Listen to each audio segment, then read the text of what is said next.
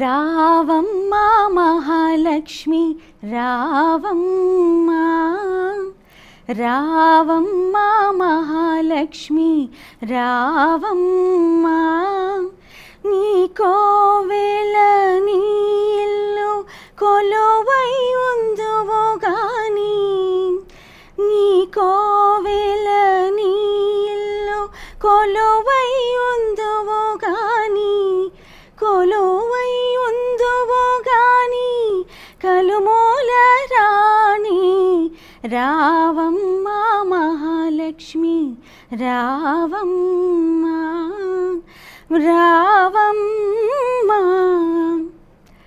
ప్రేక్షకులందరికీ, భక్తి టీవీ ప్రేక్షకులందరికీ స్వాగతం సుస్వాగతం. రావమ్మ మహాలక్ష్మి ప్రత్యేక కార్యక్రమానికి, ప్రత్యక్ష ప్రసారానికి మీ అందరికీ స్వాగతం సుస్వాగతం. ముగ్గురమ్మల మూలపుటమ్మ ఆ జగదాంబ, ఆ తల్లి ఆ వరలక్ష్మీదేవి. రేపు వరలక్ష్మి వ్రతం చేసుకుంటున్నాం. మన ఇంటికి ఆడపడుచు వచ్చే వేళ అయింది.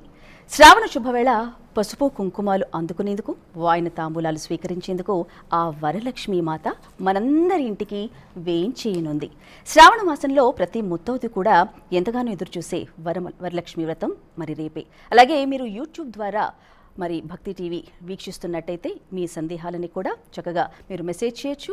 అలాగే స్క్రీన్ మీద కనిపిస్తున్న నంబర్స్ నోట్ చేసుకోండి. ఎలాంటి వరలక్ష్మి వ్రతానికి సంబంధించిన సందేహాలు ఉన్నా మనతో పాటు చాలా గురువులు ఉన్నారు, వారిని అడిగి మీరు సందేహాలను నివృత్తి చేసుకోవచ్చు. ఇక ఈనాటి మన వరలక్ష్మి రావమ్మ వరలక్ష్మి ప్రత్యక్ష ప్రసారంలో మనతో పాటు ప్రముఖ ఆధ్యాత్మికవేత్తలు ఉన్నారు. జంధ్యాల లత గారు, డిఎల్ కామేశ్వరి గారు, దామోదర అజయ్ ధీరసింహ ఆచార్యులు గారు. వారి మాటల్లో వరలక్ష్మి వ్రతం యొక్క విశిష్టత గురించి తెలుసుకుందాం. నమస్కారం అండి. నమస్తే అమ్మ. ప్రత్యక్ష ప్రసారానికి స్వాగతం. నమస్కారం అమ్మ. ముందుగా లత గారు, వరలక్ష్మి వ్రతం మన ముత్తైదులందరూ కూడా ఎంతగానో ఎదురు చూసే ఈ వరలక్ష్మి వ్రతం యొక్క విశిష్టత ఏమిటంటారు? ఓం శ్రీ గురుభ్యో నమః. ఓం శ్రీ మాత్రే నమః. సర్వమంగళ మాంగళ్యే శివే సర్వార్థ సాధికే శరణ్యే త్రయంబకే దేవి నారాయణి నమోస్తుతే. ఎవరమైనా రోజు పూజ చేసుకుంటున్న వాళ్ళం అమ్మవారి నామస్మరణ లేకుండా పూజ ముగించం. అలాగే మనకి ధన కనక వస్తు వాహనాలు కావాలంటే ఆ వరమహాలక్ష్మిని కాళ్ళని పట్టుకుంటూ ఉంటాం. విశిష్టత ఏమిటి అన్న మాటకు వచ్చినప్పుడు దీని వెనకాల అసలు ఎందుకు మనం ఈ వరమహాలక్ష్మి పూజని చేసుకుంటున్నాము అని అర్థం చేసుకోవాలి. భృగు మహర్షి స్వామివారిని అంటే ఆ వెంకటేశ్వరుణ్ణి లేకపోతే నారాయణ్ణి తన్నటం, ఆ తర్వాత అమ్మవారు ఆయన మీద అలిగి భూమి మీదకి రావడం, తర్వాత భృగు మహర్షి ఈ విషయంలో బాధపడి తపస్సు చేయటం అమ్మవారి కోసం, అమ్మవారు ప్రత్యక్షం అవ్వటం. ప్రత్యక్షం ఎప్పుడయ్యింది అన్న మాటకొస్తే ఈ శ్రావణ మాసంలో ఈ పౌర్ణమి ముందర వచ్చే శుక్రవారం రోజున భృగు మహర్షికి ఆవిడ ప్రత్యక్షం అవ్వటం జరిగింది. ప్రత్యక్షం అయిన తర్వాత అమ్మవారు వరం కోరుకోమనగా భృగు మహర్షి అప్పటికే ఆయన చాలా బాధపడుతున్నారు. ఎందుకంటే భార్యాభర్తల్ని విడదీయటం అది మహాపాపం, అంటే తెలుసో తెలియకో చేసిన పని, కోపంలో ఉద్రేకంలో చేసిన పని.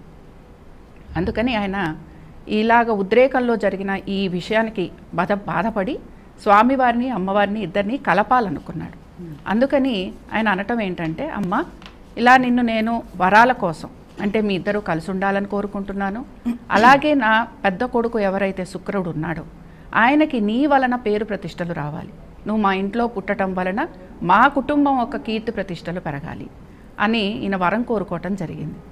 అలాగే ఈ వరం ప్రసాదించడంతో పాటుగా అమ్మవారు శుక్రవారం రోజున నన్ను ఎవరైతే పూజిస్తూ ఉంటారో, అందుకని నేను శుక్రవారం నన్ను పూజించాలి, అలా పూజించటం వలన నీ కొడుకు ఎవరైతే శుక్రుడు ఉన్నాడో ఆయనకి మంచి పేరు ప్రతిష్టలు వస్తాయి. అంటే వారంలో శుక్రవారం పూటే మనం అమ్మవారి పూజని చేస్తూ ఉంటాం. అలాగే ఈ శుక్రవారం రోజున అంటే నా ఉద్దేశంలో శ్రావణ మాసంలో రెండో శుక్రవారం రోజునే మనం పూజ చేయటం అనేది కూడా మనకి కనపడుతూ ఉంటుంది. వ్రత కల్పంలో కూడా మనకి చెప్పబడిన విషయం ఇదే. భవిష్యోత్తర పురాణంలో కూడా శివుడు పార్వతికి ఇదే విషయం గురించి ప్రస్తావించడం జరిగింది. అంటే ఎవరైతే ఎటువంటి వరాలు కోరుకుంటూ ఉంటారో, మనం కోరుకునే వరాలు ఏమిటి అంటే మనకి పశు కుంకాలు కావాలని, ఐదోతనం కావాలని, భార్యాభర్తలు కలిసి ఉండాలని, పుత్రులు కలగాలండి, అలాగే పుత్రపౌత్రులతో చక్కగా మెలగాలని, తర్వాత ఆర్థికంగా అనుకూలత ఉండాలని, అలాగే వస్తు వాహనాలు అమరాలని, ఇవన్నీ మనం కోరుకుంటూ ఉంటాం. కాబట్టి ఇవన్నీ ఏ సుఖమైతే మనం కోరుకుంటున్నామో, ఏ సంపదలు అయితే కావాలని కోరుకుంటున్నామో అవన్నీ కూడా అమ్మవారి అనుగ్రహంతో మనకి వస్తాయన్నమాట. అందుకనే ఫస్ట్ మనకి ఎవరు ముందర ఈ వ్రతం చేశారు అని అంటే భృగు మహర్షి ఈ వ్రతం చేయటం కనపడుతుంది. తర్వాత అనేక మంది చేయగా ఆ తర్వాత మనకి చారుమతి గురించి ప్రస్తావన వినపడుతుంది. కాబట్టి ఎంతోమంది ఋషులు అలాగే ఎంతోమంది అంటే ఈ కల్పాంతరాల్లో ఎంతోమంది కూడా అమ్మవారి యొక్క పూజను చేయటం, వ్రతం చేయటం, ఆ తర్వాత సుఖభోగాలని పొందటం, అలాగే అమ్మవారి వ్రతం చేసి పరమేశ్వరుడి దగ్గరికి వెళ్ళటం కూడా మనకి అమ్మవారి అనుగ్రహాన్ని పరిపూర్ణంగా పొందటం కూడా మనకి కనపడుతూ ఉంటుంది. ఓకే, బాగా వివరించారు లత గారు. ఇక ఆచార్యులు గారు, అసలు ముందుగా ఈ వరలక్ష్మి వ్రతం, మంగళగౌరి వ్రతం ఈ రెండు కూడా మనకు ఈ శ్రావణ మాసంలో చాలా ముఖ్యమైన వ్రతాలుగా భావిస్తాము. అయితే కొత్తగా పెళ్ళైన వాళ్ళు మంగళగౌరి వ్రతాన్ని ఆచరిస్తారు, వరలక్ష్మి వ్రతం ఎవరైనా చేసుకుంటారనే ఒక నానుడి ఉంది. కాకపోతే అసలు ఈ వరలక్ష్మి వ్రతం యొక్క కథని ముందుగా ఎవరికి చెప్పడం జరిగింది, ఆ ఎవరి ద్వారా ఈ భూమండలానికి మనందరికీ చేరింది, అలాగే వరలక్ష్మి వ్రతం ఎవరైనా ఆచరించవచ్చా? శ్రీ మహాలక్ష్మి నమః. చాలా చక్కటి ప్రశ్న అండి. ఉత్కృష్టమైనటువంటి ప్రతి మాసం ఏర్పడడానికి మనకు చాంద్రమాన పద్ధతిలో ఏ నక్షత్రంతో కూడుకున్నటువంటి పౌర్ణిమ మనకు వస్తుందో ఆ పౌర్ణమిని ఆ నక్షత్రంతో పేరుతోనే మనం ఆ మాసంగా పిలుస్తూ ఉంటాం.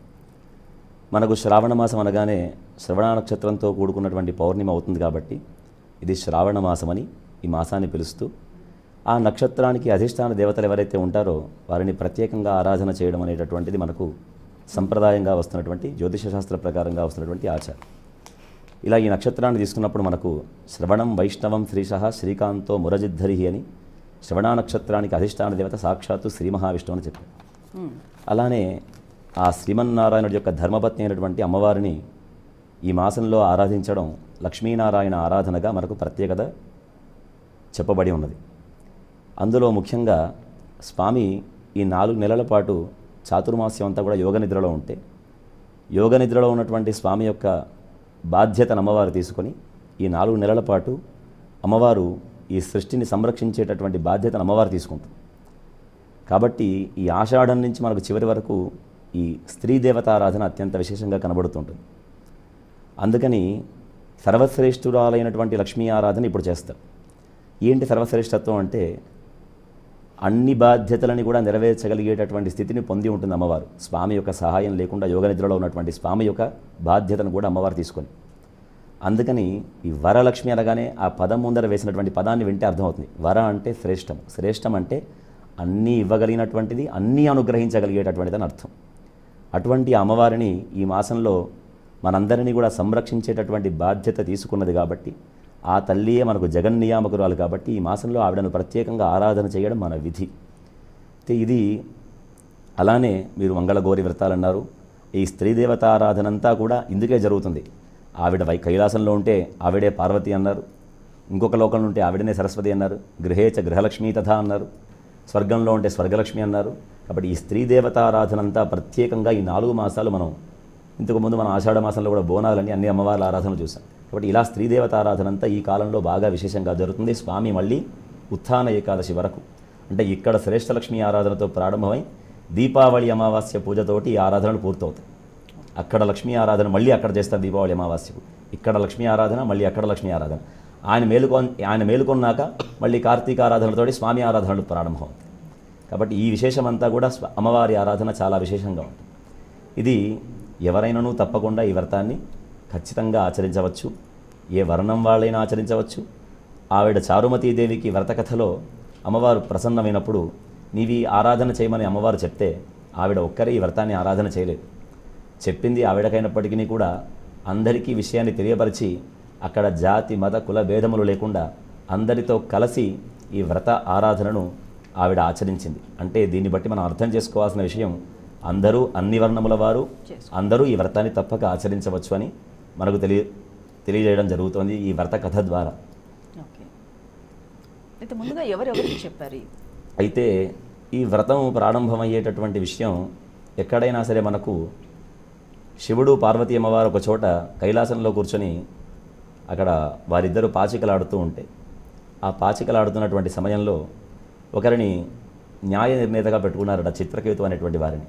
ఆ న్యాయ నిర్ణేత ఎవరు గెలిచారో చెప్పవలసిన బాధ్యత నీది, ఆయన చాలా ఉత్తముడు, ఆయనతో నేను ఆట ఆడుతున్నానని పెట్టుకుంటే ఆయన అలా ఆట ఆడిన తర్వాత ఏకపక్ష నిర్ణయం చేసినటువంటి వాడే శివుడే గెలిచాడమ్మా అని చెప్పారు. అప్పుడు అమ్మ అన్నదట, నువ్వు అబద్ధం చెప్పావు, నీకు కుష్ఠరోగం కలుగుతుందయ్యా అని చెప్పిందట అమ్మవారు. అప్పుడు దేవతలని ప్రార్థించి అందరినీ ప్రార్థిస్తే శ్రావణ మాసంలో వచ్చేటటువంటి శుక్రవారం రోజున అమ్మవారి వ్రతారాధన చేస్తే నీ రోగములన్నీ నయమవుతాయని ఆ రోజున చెప్పారట.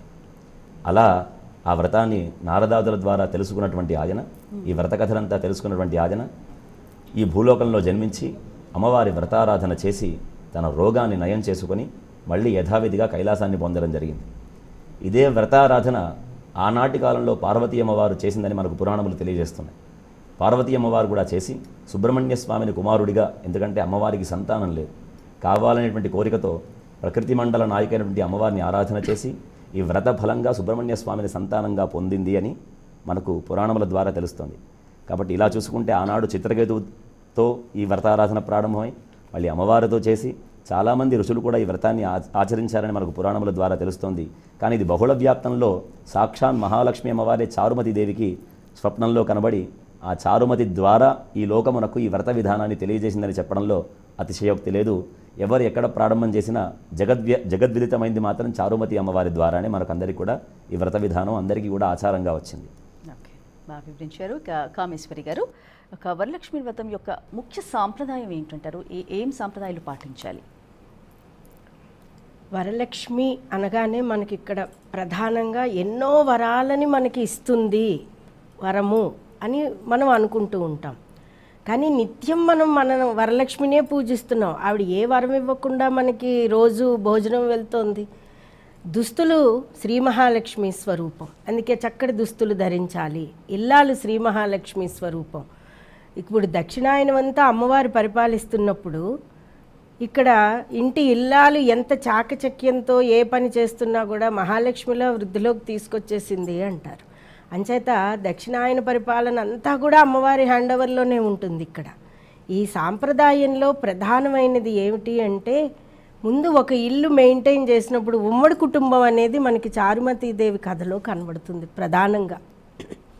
అది మనం గ్రహించుకోవాలి. భవిష్యోత్తర పురాణంలో చారుమతీదేవి కథ చెప్పినప్పుడు అందులో వరమహాలక్ష్మి చెప్పినది ఆవిడ లేవగానే ఫస్ట్ ఇంట్లో వాళ్ళందరికీ ఇన్ఫర్మేషన్ ఇస్తుంది.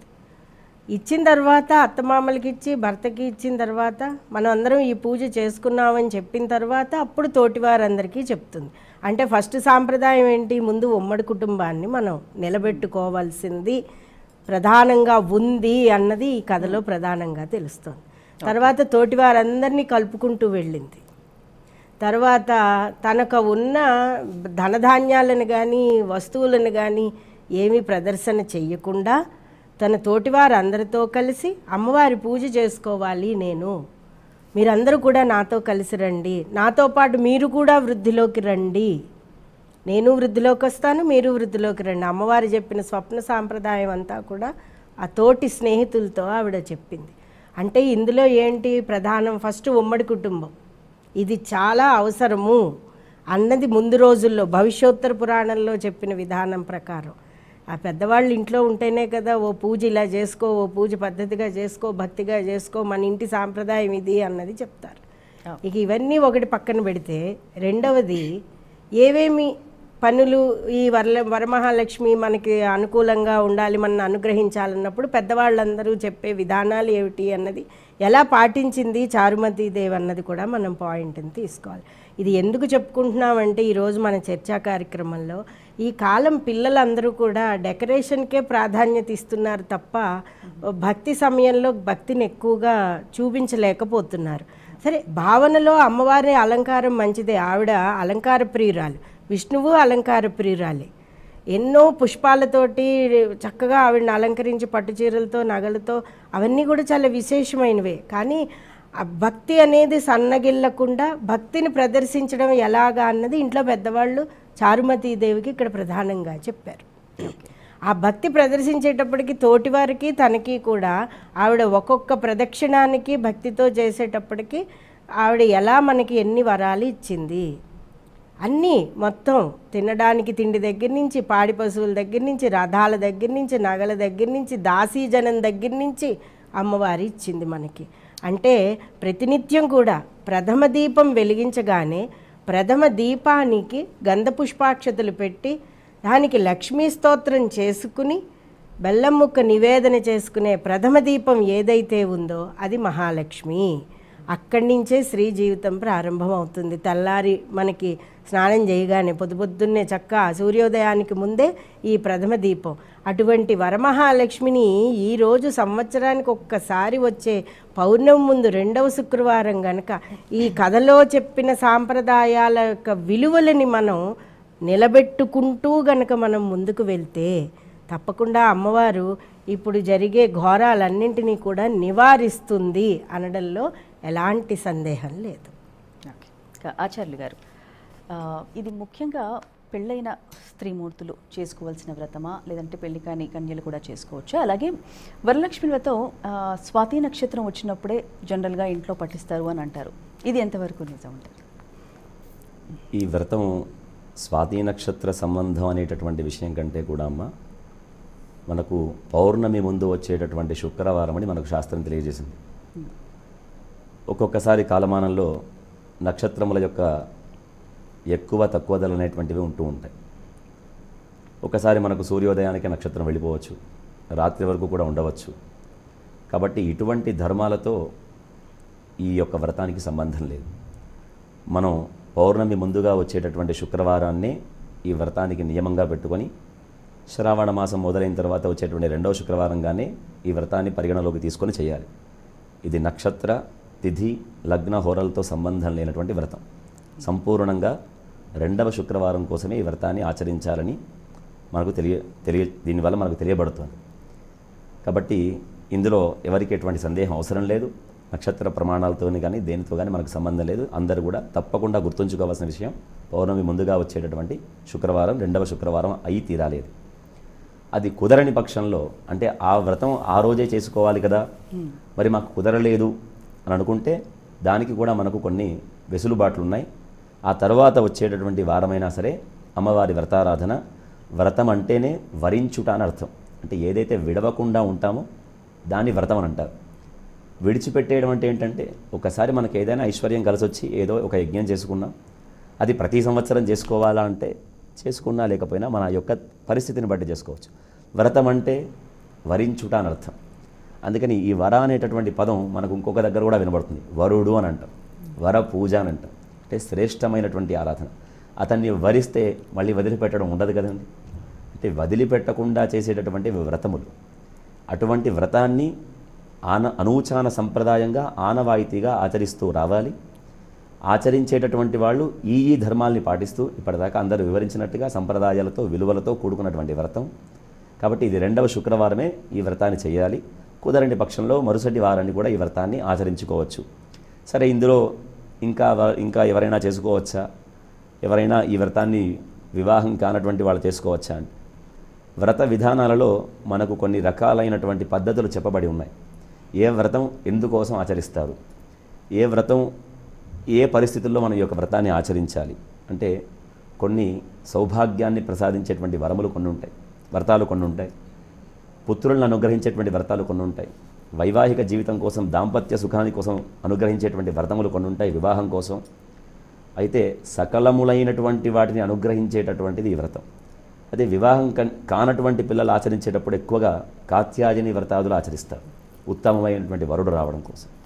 సర్వ సౌభాగ్యములను అనుగ్రహించేటటువంటి వ్రతంగా ఈ వ్రతం చదివినప్పుడు మనకు అర్థమయ్యేటటువంటి విషయం, చారుమతీదేవి అప్పటికి వివాహమై చక్కనైనటువంటి కుటుంబంలో ఆదరమైనటువంటి ప్రేమతో అందరినీ కూడా తన వారి వలె, సొంత వారి వలె, తల్లిదండ్రుల వలె చూసుకుంటేటటువంటి దాంపత్య జీవనాన్ని గడుపుతున్నటువంటి ఆ తల్లికి స్వప్నంలో కనబడి చెప్పింది.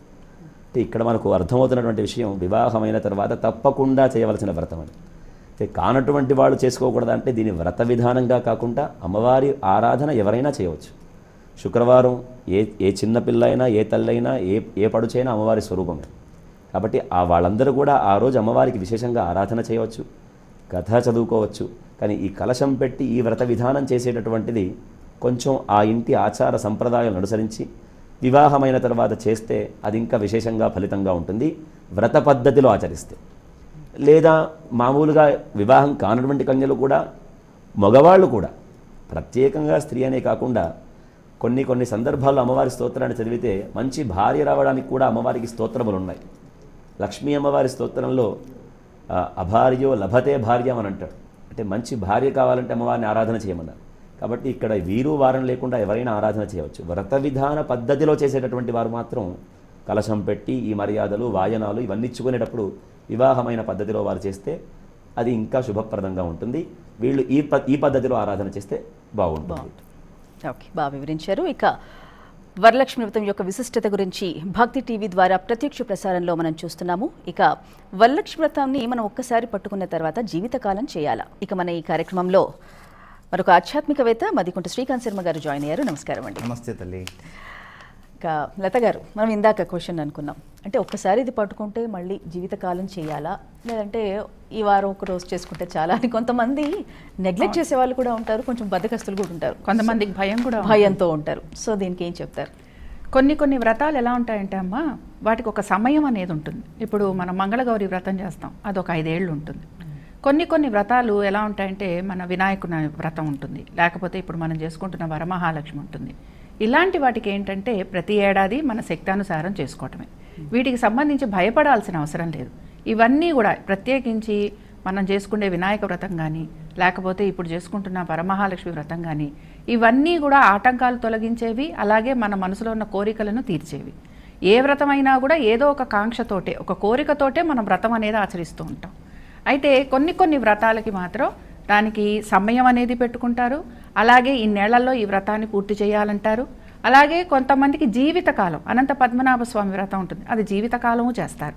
చేయలేని వాళ్ళు తర్వాత వారికి దాన్ని ఇవ్వటం అనేది జరుగుతూ ఉంటుంది. అందుకని ఏంటంటే ఇలాంటి వ్రతాలు కొన్ని ఏవైతే మనకున్నాయో, సరస్వతి వ్రతం అంటారు, ఇవన్నీ కూడా మన శక్తానుసారంగా మనం ఇష్టంతో, ప్రేమతోటి, అమ్మవారి మీద ప్రేమతోటి కూడా భక్తితోటి చేసుకునేవి. అందుకని చేసుకోకపోతే ఏమవుతుంది అంటే ఏమీ కాదు, అమ్మవారికి ఏమీ కోపం రాదు. కానీ మనం ఒకసారి చేసుకున్న తర్వాత మనం అమ్మవారికి అలవాటు పడిపోతాం. వ్రతం చేసుకోవాలన్న తలంపు ఇప్పుడు ఇది వరకు లేనంత ప్రాచుర్యంలోకి వచ్చింది ఈ వ్రతం. మా చిన్నప్పుడు కనుక చూసుకున్నామనంటే ఇంట్లో కొంతమంది ఆడవారు మాత్రమే చేసుకునేవారు, అందరూ కూడా చేసుకునేది వారు కాదు. కానీ ఇప్పుడు ఏంటంటే ప్రతి వారికి కూడా అవగాహన పెరిగింది. అవగాహన పెరిగి ప్రతివారు కూడా ఈ వ్రతం చేసుకోవటం వలన మాకు మంచి జరుగుతుంది అని చెప్పి భావనలోకి వస్తున్నారు. మంచి జరిగిన వాళ్ళు కూడా ఉన్నారు. ఇలా కొన్నేళ్ల పాటు చేసుకున్న తర్వాత భర్తతోటి ఇబ్బందులు ఉన్నవారు కలిసిన వాళ్ళు ఉన్నారు, పిల్లలు కలగని వారికి సంతానం కలిగింది, ఆర్థికపరమైన ఇబ్బందులు ఉన్నవారికి ఆర్థికంగా మెరుగైన వారు ఉన్నారు. కాబట్టి అమ్మవారి అనుగ్రహం పరిపూర్ణంగా లభించిందనమాట వీరందరికీ.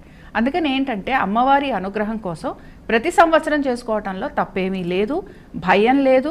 అలాగే ఇంకొకటి చేసుకోకపోతే ఏమైనా అవుతుందా అనే ఒక సంకోచం కూడా మనకి అక్కర్లేదు. చక్కగా చేసుకోవచ్చు. మనం ఎంతవరకు చేసుకోగలమో అంతవరకు చేసుకోవచ్చు, తప్పేమీ లేదు. గురుగారు, ఇక ముఖ్యంగా వరలక్ష్మి వ్రతంలో కలశ ప్రాధాన్యత ఏంది? అలాగే చాలామంది కలశం పెట్టుకొని చేసుకోవచ్చా, లేదంటే లక్ష్మీ విగ్రహం పెట్టుకొని చేసుకోవచ్చా అని అడుగుతూ ఉంటారు. ఏం సమాధానం చెప్తారు? వ్రతము అంటే ఆచమనం చేసిన దగ్గర నుంచి చిట్ట చివరి తీర్థప్రసాదాలు తీసుకునేంత వరకు కూడా పురోహితుడు ఏ విధంగా చెప్తాడో ఆ విధంగా కలపంలో చెప్పినట్టుగా వారు చెప్పి చేయిస్తారనమాట. దాన్ని వ్రతము అంటాం. అంటే చాలా నియమ నిష్టలతో ఆచరించేటువంటిది. పూజ అంటాం. ఈ పూజకి వ్రతానికి చాలా తేడాలు ఉంటాయి. వ్రతమేమో పురోహితుడు చెప్పినట్టుగా ఆచమనం దగ్గర నుంచి తీర్థ ప్రసాదాల వరకు సరిగ్గా ఆచరించడం. పూజ కాస్త అటు ఇటుగా ఆచరించినా కానీ ఎలాంటి దోషము ఉండదు. వ్రతంలో అలా ఉండదు. కనుక వ్రతాలన్నింట్లో కూడా కలశ స్థాపన చాలా ప్రధానం. కలశము లేకుండా వ్రతాన్ని ఆచరించారంటే అది వ్రతము అనబడదు, అది పూజ అంటారనమాట. ఇది ఇప్పుడు ఈ మాట అనేసరికి చాలామందిలో ఒక భయం ఏర్పడుతుంది. మాకు వరలక్ష్మి వ్రతము మాకు అలవాటు లేదండి, సాంప్రదాయంలో మాకు ముందు నుంచి లేదు. మేము ప్రతి వరలక్ష్మి వ్రతం రోజున ఈ విధంగా అమ్మవారి ఫోటో పెట్టుకొని విగ్రహం పెట్టుకొని చేస్తూ ఉంటాము, మరి మీరు అలా చేస్తే అది వ్రతం కాదు అంటున్నారు అనే సందేహం వస్తుంది. అయితే ఈ రోజున పౌర్ణమికి ముందు వచ్చేటువంటి శుక్రవారం రోజున నన్ను పూజిస్తే నిన్ను అనుగ్రహిస్తాను అని చారుమతీదేవికి వరలక్ష్మీదేవి చెప్పింది కనుక కల్పోక్త ప్రకారంగా కలశస్థాపన చేసి వ్రతాన్ని ఆచరించేటువంటి సాంప్రదాయం ఉన్నటువంటి వారు అందరూ కూడా అదే విధంగా కలశస్థాపన చేసి ఆచరించాలి. ఈ కలశస్థాపన చేసుకునేటువంటి సమయంలో కలశానికి వెనకాతల అమ్మవారి విగ్రహము, అమ్మవారి పటము ఇలా పెట్టుకొని పూజ చేసుకోవచ్చు. కలశంలోనే లక్ష్మీదేవి ఆవాహన చేస్తామన్నమాట. ఇలా లక్ష్మీదేవి ఆవాహన కలశంలో చేసి విగ్రహాన్ని పెట్టుకొని ఏదైనా చిన్నపాటి విగ్రహం ఉంటే కనుక ఆ విగ్రహానికి పంచామృతములతో అభిషేకము, శ్రీ సూక్తం చదువుకుంటూ అభిషేకం చేస్తాం.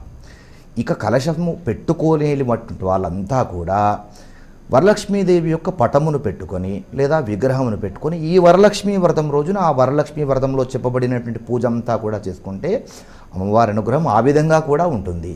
కలశ స్థాపనకి వ్రతము అంటాము, కలశం లేకుండా చేస్తే పూజ అంటాం. అది డిఫరెన్స్ గమనించుకోవాలి. ఓకే, బాగా వివరించారు గురుగారు. ఇక అమ్మ, వ్రతం మొదలు పెట్టాక ముందుగా తోరణం కట్టుకోవాలి అని అంటారు జనరల్గా కూడా. సో తోరణం అనేది తప్పనిసరి కట్టుకోవాలంటారా? అవును. ఈ తోరం అనేది మనం వరలక్ష్మి వ్రతంలోనే కాదు, చాలా వ్రతాల్లో ఉంది. తర్వాత ఒక ముఖ్యమైన కార్యం చేస్తున్నప్పుడు యజ్ఞయాగాదులు కానీ, లేకపోతే జన్మ నక్షత్ర తిథి ద్వారా వచ్చే హోమం కానీ, లేదా ఏ దేవతారాధనలో హోమాలు కానీ చేసేటప్పుడు కూడా మనం ఒక రక్ష కట్టుకుంటాం. ఈ తోరం అనేది వరలక్ష్మి వ్రతంలో 9 ముడులతోటి 9 పోచలతోటి వేసింది చాలా ప్రత్యేకంగా చెప్పబడింది. నవమ గ్రంథి సూత్రము అని చెప్పి అన్నింటికీ కూడా ఈ సూత్రాలు వర్తిస్తాయి. కానీ ఇక్కడికి వచ్చేటప్పటికి వరమహాలక్ష్మి సూత్రంలో 9 గ్రంథులు పుష్పాలతో అలంకారం చేసి దానికి పసుపు రాసి 9 ముడులు వేసి చక్కగా దానిని నవమ గ్రంథి పూజయామి, అష్టమ గ్రంథి పూజయామి అంటూ, ప్రథమ గ్రంథి పూజయామి అంటూ నవమ గ్రంథి వరకు పూజ చేస్తాం అమ్మవారి దగ్గర పెట్టి. అది ఎంత ప్రతిష్టాత్మకమైనది అంటే అది ధరించిన ప్రతి స్త్రీ యొక్క జీవితం చాలా అద్భుతంగా ఉంటుంది. చేసిన పాపాలు తొలగిపోతాయి, గ్రహబాధలు తొలగుతాయి, అమ్మవారి అనుగ్రహం ఎల్లవేళలా ఉంటుంది. ఆ పూజా సమయంలో ఆ గ్రంథిని కట్టుకుని మిగిలిన కథ ఆచరించేటప్పుడు, వాయినదానం ఇచ్చేటప్పుడు గబుక్కుని పిల్లలతో అది ఏమన్నా ముట్టుకున్నా కూడా దానికి దోషం అంటదు. రెండవది ఇంకా ముఖ్యమైనది ఏంటంటే, గమ్మున వచ్చి ఎవరో ఒకళ్ళు చెత్తవార్తలు చెప్తూ ఉంటారు, వాటి యొక్క దోషం కూడా మనకి అంటదు ఈ నవమగ్రంథి సూత్రము ధరించడం వలన. ఇది మర్నాడే తీసేచ్చు, కానీ ఆ రోజున తీయకూడదండి కట్టుకున్న తర్వాత. అది కూడా ఎలాగా, కట్టినది అమ్మవారికి ఒకటి కట్టి 3 కట్టుకోవాలి.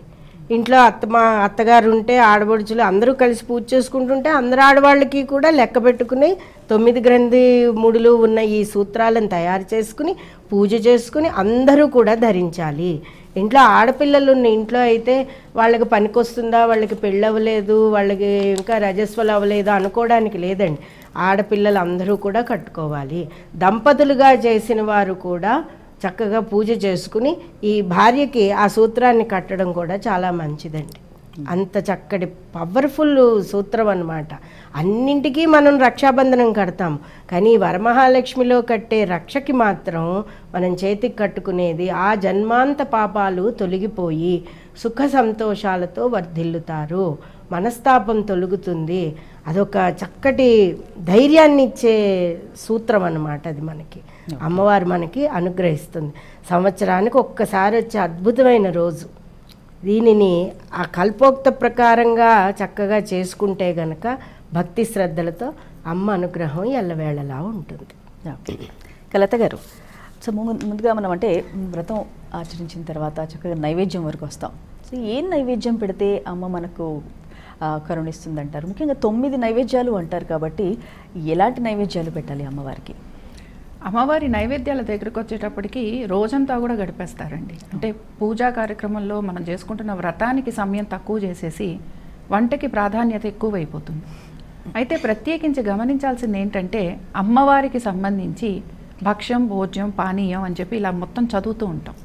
అంటే ఏమిటి అని అంటే, అమ్మవారికి ఇష్టంగా మనం ఏమేం ప్రసాదాలు చేసుకొస్తున్నాము అన్న మాటకు వస్తే, భక్ష్యాలు అంటే ఏంటి, ఏవైనా బూరెలు, గారెలు, అప్పాలు ఇలాంటివన్నీ. తర్వాత ఏమిటి అని అంటే అన్నప్రసాదాలు.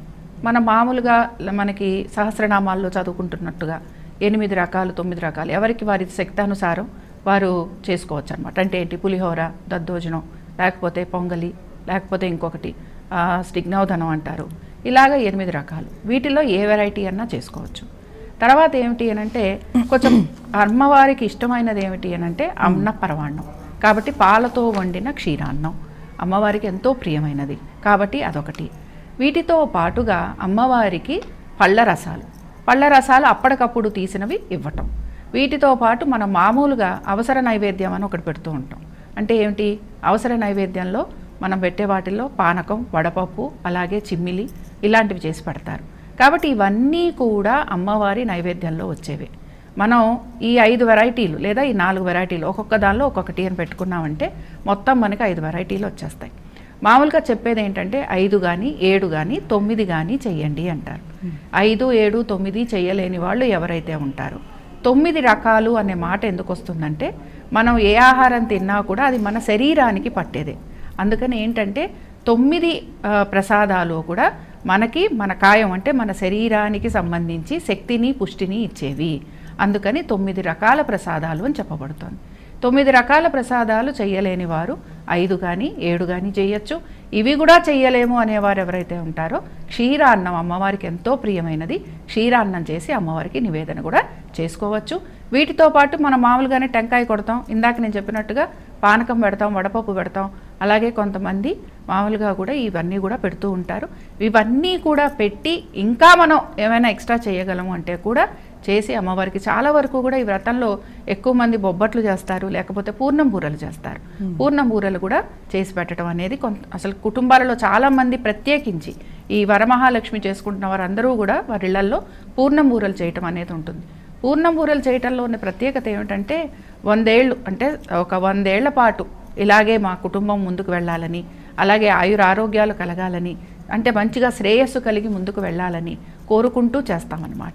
అందుకని ఏంటంటే పూర్ణం బూరలతో పాటుగా ఇవన్నీ ఏవి చేసుకున్నా కూడా అమ్మవారికి అనుకూలంగా అంటే అమ్మవారికి ప్రియంగా పెట్టాలి, ఇష్టంగా మనం కూడా చెయ్యాలి, ప్రియంగా పెట్టాలి, అమ్మవారు స్వీకరిస్తుందనే భావనలో కూడా మనం ఉండాలి.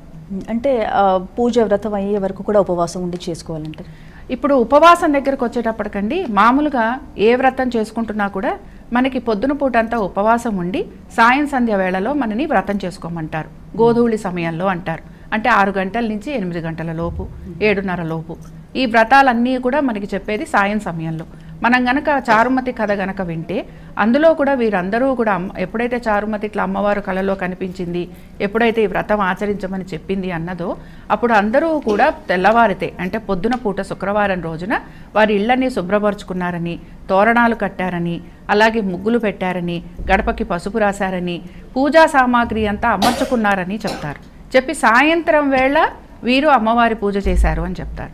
అందుకని ఏంటంటే చాలా వరకు కూడా ఈ వ్రతం చేయాలనుకుంటున్న వారందరూ కూడా ఉండగలిగిన వారు, ఆరోగ్యం బాగుండని వారి సంగతి వేరు, ఉండగలిగిన వారు ఎవరైతే ఉంటారో వారందరూ కూడా ఈ వ్రతం రోజు పొద్దున ఉపవాసం ఉండి సాయంత్రం వ్రతం చేసుకోవచ్చు. చెయ్యలేని వారు ఎవరైతే ఉంటారో వారు పొద్దున పూట చేసుకోవచ్చు. అసలు ఈ వరమహాలక్ష్మికి ఈసారి అంటే రేపు వచ్చే మన దీనిలో ప్రత్యేకత ఏంటంటే మనకి ఏకాదశి తిథి కూడా ఉంది పొద్దున పూట. అందుకని చాలామంది ఏకాదశి వ్రతం చేసేవారు కూడా ఉంటారు కనుక వ్రతాన్ని ఆచరించి అమ్మవారి వ్రతం కూడా చేసుకున్నారంటే ఇక్కడ మనకి లక్ష్మీనారాయణుల కృప కటాక్షం రెండూ కూడా మనకి పరిపూర్ణంగా లభిస్తాయి. అందుకని ఉపవాసం లేము, ఉండలేము, చెయ్యలేము, లేకపోతే మేము ఎప్పటి నుంచో పొద్దున్నే చేసుకుంటున్నాము అనేవారు ఉంటారు కనుక పొద్దున పూట కూడా చేసుకోవచ్చు. ఇందులో ఇబ్బంది అయితే ఏమీ లేదు. పొద్దున గనక వ్రతం చేసుకుంటాము ఆ తర్వాత మేము ఉపవాసం ఉండొచ్చా అనేవారు కూడా ఉంటారు. ఉండొచ్చు, అందులో కూడా మనకేమీ తప్పు లేదు, తప్పేమీ లేదు. ఎలా చేసుకున్నా వ్రతం చేసుకోవటం అనేది మాత్రం ముఖ్యం. ఓకే. ఇక గురువుగారు, వరలక్ష్మి వ్రతాన్ని ఆర్భాటంగా చేస్తేనే అమ్మ కరుణిస్తుందంటారా? చాలామంది కూడా ఎన్నో షాపింగ్లు మనకు బిజీ రోడ్స్ అయిపోయాయి, అన్నీ కొనుక్కొని వచ్చి చక్కగా అమ్మవారిని అలంకరించుకుంటున్నారు, తప్పులేదు. కానీ ఒకరిని చూసి ఒకరు, కొంతమంది ఏమో అంత ఆర్భాటంగా చేసుకోలేరు. మరి అమ్మ కరుణిస్తుందా లేదా, అలా చేసుకుంటూనే మనకు లక్ష్మి కటాక్షిస్తుందా అనే భావనలో ఉంటారు. సో ఏం చెప్తారు దానికి? ఈ మధ్య కూడా ఒక ప్రముఖ జ్యోతిష్కుడు ఇలాగే చెప్పాడు, 1,00,00,000 రూపాయలు ఖర్చు పెడితే అమ్మవారి అనుగ్రహం అపారంగా ఉంటుంది, 1,00,000 రూపాయలు ఖర్చు పెట్టేటువంటి వాళ్ళు 1,00,00,000 రూపాయలు ఖర్చు పెట్టేటు వాళ్ళను డామినేట్ అవుతారు, కనుక ఎంత ఖర్చు పెడితే అంత అనుగ్రహము. ఇటువంటివి జనాల్లోకి వెళ్ళేసరికి అయ్యో అంత ఖర్చు పెట్టాలా అనేటువంటి ఆలోచన వస్తుంది. భక్తి టీవీ ఒక ప్రామాణిక విషయాలు చెప్పడానికి ఒక ప్లాట్ఫామ్, ఒక మంచి వేదిక. భక్తి టీవీ ద్వారా మనము వీక్షించేటువంటి అందరు ఆడపడుచులకు అందరికీ కూడా ఒక విషయం చెప్పాల్సింది ఏంటంటే, యాదేవి సర్వభూతేషు మాతృరూపేణ సంస్థిత నమస్తస్యై నమస్తస్యై నమస్తస్యై నమో నమః అంటాం. ఈమె తల్లి. ఈ తల్లిని పూజించాలి అని అంటే రకరకాల వంటలు, రకరకాల వస్తువులు, రకరకాల పుష్పాలు ఇవన్నీ ఉంటేనే అది పూజ అవుతుంది, అది వరలక్ష్మి వ్రతం అవుతుంది. అలా ఒక పక్కవారు చాలా ఆర్భాటంగా చేశారు కనుక వాళ్లకు మించి ఆర్భాటంగా చేస్తేనే అమ్మ అనుగ్రహం వస్తుంది అని అనుకోవడం చాలా భ్రమ. భక్తి గోరంత ఉండి కొండంతగా ఆర్భాటం చేశారనుకోండి, మీకు ఎంత మాత్రం ఫలితం ఉండదు. మీరు కొండంత భక్తి మీరు అమ్మవారికి చూపించి గోరంత వస్తువు సమర్పించినా అమ్మవారు అపారంగా అనుగ్రహిస్తుంది. ప్రధానంగా భక్తి లోపం కాకూడదు. అందుకే చిట్ట చివర అపరాధ సహస్రాన్ని క్రియంతే హరినిశమ్మయ దాసోయ మితిమామత్వ క్షమస్వ పరమేశ్వరి అని చెప్తారు. అమ్మ, నేను చేసినటువంటి పూజల్లో వస్తులోపమున్నా, శక్తిలోపమున్నా, పూజాలోపమున్నా, మంత్రలోపమున్నా, తంత్రలోపమున్నా, క్రియాలోపమున్నా, శక్తిలోపమున్నా, శ్రద్ధాలోపమున్నా ఇవన్నిటినీ కూడా పొరపాట్లుగా మాత్రం గ్రహించకు. వీటిని క్షమించి నేను చేసినటువంటి భక్తితో చేసినటువంటి పూజను స్వీకరించు అని చెప్పుకుంటారు అన్నమాట. కనుక ఆర్భాటాలకు అమ్మవారు సంతోషించదు. అనుగ్రహించేటువంటి అమ్మవారు భక్తికి మాత్రమే సంతోషిస్తుంది. చారుమతీదేవి ఏ విధంగా ఆచరించింది? చారుమతీదేవిని అమ్మవారు అనుగ్రహించడానికి ప్రధానమైనటువంటి కారణం ఏంటి? ఆమె అత్తామామలను తల్లిదండ్రులుగా పూజించింది, తల్లిదండ్రులుగా వాళ్ళని భావించింది. కనుక ఆమె పతివ్రత ధర్మాలను, గృహిణి ధర్మాలను క్రమం తప్పకుండా ఆమె ఆచరించింది. కనుకనే ఆమె యందు వరలక్ష్మీదేవికి అనుగ్రహం కలిగింది. కనుక ఆ విధంగా ఉండాలి. స్త్రీ తన ధర్మాలను, గృహస్థు తన ధర్మాలను, గృహిణి తన ధర్మాలను ఆచరిస్తే అలా ఆచరించేటువంటి వాళ్ళని, ఒక ఉద్యోగి ఉద్యోగ ధర్మాన్ని, ఒక గృహిణి గృహిణి ధర్మాన్ని, ఒక గృహస్థు ధర్మాన్ని, భర్త తన భర్త ధర్మాన్ని, ఈ విధంగా ఎవరి ధర్మాలను వారు ఖచ్చితంగా వాటిని ఆచరిస్తే వారి యందు ఆ పరమేశ్వరుని యొక్క అనుగ్రహం ఉంటుంది. అలా వరలక్ష్మీదేవిని అనుగ్రహించింది. ఆమె నన్ను అనుగ్రహించింది కనుక నేను మాత్రమే ఆచరిస్తా అని అనలేదు. స్వయం తీర్త్వా పరాం తారయేత్ అంటారు. తాను తరించి పరులనందరినీ తరింపజేయడం అన్నమాట. అప్పుడు నన్ను అనుగ్రహించింది కనుక నాతో పాటు నా గ్రామంలో కుండినం అనేటువంటి ఈ పట్టణంలో ఉన్నటువంటి సాటి మహిళలందరికీ కూడా వరలక్ష్మి కటాక్షం ఉండాలి అని అందరి చేత ఆచరింపజేసింది. అక్కడ ఆ చారుమతీదేవి యొక్క గుణం ఎంత గొప్పది చూడండి. ఇలాంటి గుణాలు ఉండాలి.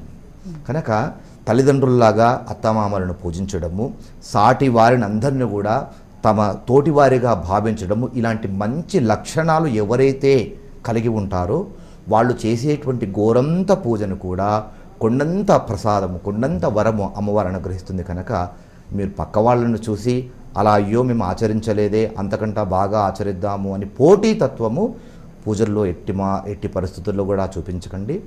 భక్తిగా ఆచరించండి, తప్పకుండా అమ్మ అనుగ్రహిస్తుంది.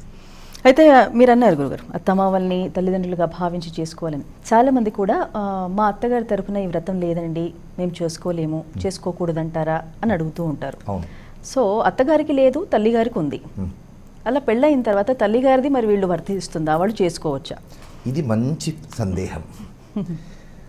ఫలానా వారికి ఉంది, ఫలానా వారికి లేదు, ఎట్లా అనేటువంటి సందేహం ఇప్పుడు చాలా మందిలో ఉంది. వాస్తవానికి చారుమతీదేవికి ఉండిందా మరి ఈ వ్రతం? చారుమతీదేవికి అమ్మవారు ఆదేశించింది, అమ్మా నభోమాసే పౌర్ణిమాయాం భృగువార ప్రయుక్తం, పౌర్ణమికి ముందు వచ్చేటువంటి శుక్రవారం రోజున నన్ను పూజించు, నిన్ను అనుగ్రహిస్తానని చారుమతికి దేవికి చెప్పింది. అమ్మ మాకు ఇలాంటి వ్రతం లేదమ్మా అని ఆమె ఏమైనా దాటుకుందా? తల్లి చెప్పింది, ఈమె ఆచరించింది. చారుమతిదేవి చెప్పగానే సాటి వాళ్ళందరూ కూడా మాకు లేదండి, భలేవారే మా అత్తగారు ఒప్పుకోరు అని అన్నారా? అందరూ ఆచరించారు. ఎందుకు? అమ్మవారి యొక్క అనుగ్రహం వాళ్ళు పొందాలి గనక. అమ్మవారి అనుగ్రహం పొందాలి అనుకుంటే మాకు లేదు అనేటువంటి సాకులు అవసరం లేదు. అమ్మ మీద అపారమైన భక్తి ఉండి విశ్వాసం ఉంటే కనుక ఇప్పటి వరకు లేదు, తెలియదు, ఇప్పుడు తెలిసింది కదా, ఇప్పుడు ఆచరించండి. కలశం పెట్టుకునేటువంటి సాంప్రదాయం ఇప్పటి వరకు లేదు, ఇప్పుడు ఆచరించండి, ప్రారంభించండి. ఇప్పుడు మీరైనా ప్రారంభించండి. మా అత్తగారికి లేదండి, మా తల్లిగారికి ఉంది, పర్వాలేదు, మీరు ఆచరించండి. ఏమండి మాకు వెనకటి నుంచి ఏసీ కార్లు తిరగడం అలవాటు లేదండి, మా అత్తగారి వరకు లేదండి, మేము తిరగమండి అంటారా? ఏసీ కార్లు కొత్త కొత్త కార్లు కొనుక్కుంటారు. కనుక మాకు లేదు అనుకోవడం ఏమీ లేదు. మీరు కల్పించుకొని ఇప్పుడు ప్రారంభించండి. ఇలా దైవారాధనలు చేయడం వలన నష్టపోయేటువంటిది ఏమీ ఉండదమ్మా. దైవారాధనకు పూనుకొని ముందుకు రావాలి. అది మంచిని చేయడానికి ముందుకు రావాలి, ఒక స్టెప్ ఫార్వర్డ్ అవ్వాలి. కనుక ఇలాంటి విషయాల్లో అలాంటి చాదస్తాలను పక్కన పెట్టి కొత్తగా ఇప్పుడు మీరు ప్రారంభించండి, మీ తరం వారు ఆచరిస్తూ ఉంటారు. ఓకే, బాగా వివరించారు. అమ్మ, వ్రతంలో చాలామంది కూడా రకరకాల పుష్పాలు, పళ్ళు, డెకరేటివ్ ఐటమ్స్ పెడుతూ ఉంటారు. అయితే ఈ మధ్యకాలంలో గవ్వలు, ఈ శ్రీఫలాలు కొత్తగా పెడుతున్నారు. ఈ వెండివి పూలు అని, బంగారపు పూతో చేస్తూ పూలు అని. సో ఇవన్నీ ముఖ్యమంటారా? ఇవన్నీ ముఖ్యం కాదు. అక్కడ ప్రధానమైనది భక్తి, శుచి, శుభ్రత, మానసికంగా నీతి నిజాయితీగా ఉండడం, క్రమశిక్షణాభరితమైన జీవితాన్ని ముందుకు నడిపించుకోవడం అనేది ముఖ్యం. కానీ ఈ గవ్వల దీపాలు అనేవి ఇవన్నీ కూడా అమ్మవారికి ప్రీతికరమైనవి అన్నవి తెలుసుకున్నారు. మాధ్యమిక ప్రసారాల ద్వారా ఏంటి, లేకపోతే పురాతనంగా పుస్తకాల్లో ఏంటి, పురాతన పండితులు హరికథల్లో చెప్పినప్పుడు ఏమిటి, ఇవన్నీ కూడా కొంతమందికి ఉన్నాయి. ఇప్పటికీ కూడా శ్రీ మహాలక్ష్మి దగ్గర కవ్వం పెట్టి పూజించే వాళ్ళ ఇళ్ళు కూడా ఉన్నాయి ప్రతినిత్యం కూడా. ఎందుకు, ఆవిడ క్షీరసాగర మథనం నుంచి ఆవిర్భవించింది. సరే, కామధేనువు, కల్పతరువు, తర్వాత అశ్వము, ఇవన్నీ ఆవిడతో పాటు ఆవిర్భవించినవి కాబట్టి అవన్నీ కూడా అలంకారంగా పెట్టుకుని ఆవిడకి ప్రీతికరమైన గోమతి చక్రాలు, వస్తువులు, తర్వాత రాగి బిళ్ళలతో పూజలు, గురువింద పూసలు, పగడాలు, ముత్యాలు, నవరత్నాలు, ఇవన్నీ కూడా సకల సంపదలు కూడా ఆవిడతోటే ఆవిర్భవించాయి. ఇవన్నీ కూడా మరి అన్నీ ఆవిర్భవించినప్పుడు ఈ సంపదనంటే తలొకటి తలోచోటికి ఇచ్చారు దేవతలందరూ, ఈవిడిని మాత్రం శ్రీ మహావిష్ణువుకి ఇచ్చారు. అయితే ఈ పూజ చేసేటప్పుడు మీరు ఎన్ని వస్తువులన్నా పెట్టుకోండి, ఆవిడికి ప్రీతికరమైనవి ఉంటే తప్పేమీ లేదు. లేకపోతే కొనుక్కునే ఆర్భాటాలకి మాత్రం వెళ్ళొద్దు. ప్రత్యేకమైనవి రెండు. ఒకటి, హరిని మర్చిపోవద్దు. హరి ఉన్న చోటే సిరి. ఎప్పుడైతే ఆవిడని మీరు పూజించి ఆవిడని మాకు డబ్బులు ఇవ్వాలి, మాకు ధనం ఇవ్వాలి, పిల్లలు కావాలి అని అడిగారంటే అక్కడ హరినామస్మరణ ఉండాలి. శ్రీలక్ష్మి ముకుంద మహిషి ఎప్పుడైతే ఆ శ్రీమంతుడైనటువంటి ఆ మహావిష్ణువుని గనక పూజ చేశారో, ఆయన పూజ చేసిన తర్వాతే మహాలక్ష్మి, వరమహాలక్ష్మి పూజ చెయ్యాలి. అది మర్చిపోతారు అందరూ కూడా.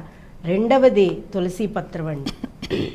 ఈ రెండు అత్యవసరం. అందరూ అనుకుంటారు కలవ పూలు, తామర పువ్వులు, చామంతి పువ్వులు, రకరకాల పరిమళ ద్రవ్యాలు ఇవి పెట్టాలి అవి పెట్టాలని కాదు. ముందు హరి పూజ చెయ్యండి, తర్వాత తులసి పత్రాలతో అమ్మవారికి అయ్యవారికి కూడా పూజ చెయ్యండి.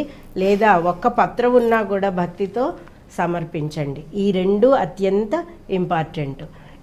ఎప్పుడైతే మనకి ఆహ్లాదాన్ని ఆనందాన్ని ఇచ్చే నామం ఏదైతే ఉందో హరినామము, లక్ష్మీనామము, ఈ ఇద్దరినీ కూడా మనం కలశం ఆవాహనం చేసేటప్పుడు పూజ చేసేటప్పుడు కూడా శ్రీ విష్ణు సహిత సాంగ సపరివార సమేత శ్రీ వరమహాలక్ష్మి పూజ అని చెప్పుకోవాలే తప్ప ఎన్ని ఆర్భాటాలు చేయండి, ఆయన లేనిదే ఆవిడ సంతసించదు.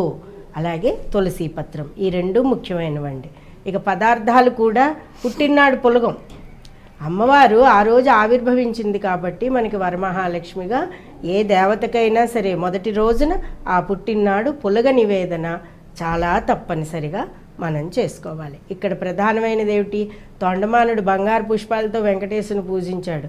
కమ్మరివాడు అప్పటికే ఆకును తయారు చేసి మట్టితో సమర్పించాడు. ఏది తీసుకున్నారండి స్వామి? అందుచేత ఇక్కడ ప్రధానమైనది ఏమిటి అంటే వారికి ఇష్టమైనవి అత్యంత ముఖ్యమైనది, ఆవిడికి ఇష్టమైనది హరి సాన్నిధ్యం, హరిని పూజించడం. ఎక్కడ హరి కొలువై ఉంటాడో అక్కడ సిరి కొలువై ఉంటుంది. ఇక్కడ రెండవది తులసి పత్రం, ఇద్దరికీ ప్రీతికరమైనది. ఇది మర్చిపోకండి. ఓకే అమ్మ, ఇక వరలక్ష్మి వ్రతం ఆచరించిన తర్వాత ఉద్యాపన ఉంటుందా, ఉద్యాపన ఎప్పుడు చేసుకోవాలి ఇత్యాది అంశాలు మన లైవ్లో కంటిన్యూ చేద్దాం. ఇక గురుగారు ఇందాక అనుకున్నట్టుగా ఉద్యాపన ఎలా చేసుకోవాలంటారు, దీనికి ఉంటుందా అసలు? ఉద్యాపన అంటే ముగించడం. ఇందాక లతగారు చెప్పారు మంగళగౌరి వ్రతం ఒక 5 సంవత్సరాలు, అదే అనంత పద్మనాభ స్వామి వ్రతం లైఫ్ టైం ఇలా చెప్పారు. అంటే కొన్ని వ్రతాలకు కొంతకాలం నిర్దిష్టమైనటువంటి కాలం ఉంటుంది. ఉదాహరణకి సంకష్టహర చతుర్థి వ్రతం మినిమంగా 1 సంవత్సర కాలము, ఇక మ్యాక్సిమంగా అయితే కనుక జీవితకాలము. లేదా 21 సంవత్సరాలు, ఇలా కొన్ని వ్రతాలకు కొంత పరిమిత కాలం అనేటువంటిది ఉంటుంది. అదేవిధంగా అనంత పద్మనాభ స్వామి వ్రతము అయితే జీవితాంతం చేసుకోవడం, లతగారు చెప్పినట్టుగా ఒకవేళ వాళ్ళకి కుదరకపోతే తర్వాత వాళ్ళకి అందిస్తారనమాట, ఇంకా మీరు ఇక్కడి నుంచి ఆచరించండి అని. వరలక్ష్మి వ్రతం దగ్గరకు వచ్చేసరికి అసలు ఉద్యాపన అనేటువంటిది, ముగించడం అనేటువంటిది ఉండదు. ఎందుకనంటే ప్రతి ఒక్కరికి కూడా లక్ష్మీదేవి కావాలి. ధనం మూలం ఇదం జగత్. ఈ ధనానికి లక్ష్మీదేవి సంకేతంగా అలా ఎప్పటి నుంచో చెప్పుకుంటూ రావడము. అంటే లక్ష్మీదేవి అంటే ధనము, ధనం అంటే డబ్బు, డబ్బు అంటే కరెన్సీ కట్టలు అనేటువంటి భ్రమలోకి జనాలు వెళ్ళిపోయారు. ఎంత మాత్రం కాదు. ధనం అంటే, లక్ష్మి అంటే కేవలం డబ్బు ఎంత మాత్రం కాదు. ఐశ్వర్యం అంటే స్త్రీకి సౌమంగళ్యంగా ఉండడము ఐశ్వర్యం, ఆరోగ్యంగా ఉండడము ఐశ్వర్యం, ధర్మంగా జీవించడము ఐశ్వర్యం, చక్కగా మాట్లాడగలగడము ఐశ్వర్యం, సరిగ్గా భోజనం చేయడము ఐశ్వర్యం, తిన్నది సరిగ్గా జీర్ణం చేసుకోవడం ఐశ్వర్యం, పడుకుంటే సరిగ్గా నిద్రపోవడము ఐశ్వర్యం. కనుక ఇవన్నింటినీ ఇచ్చేటువంటిది లక్ష్మీదేవి.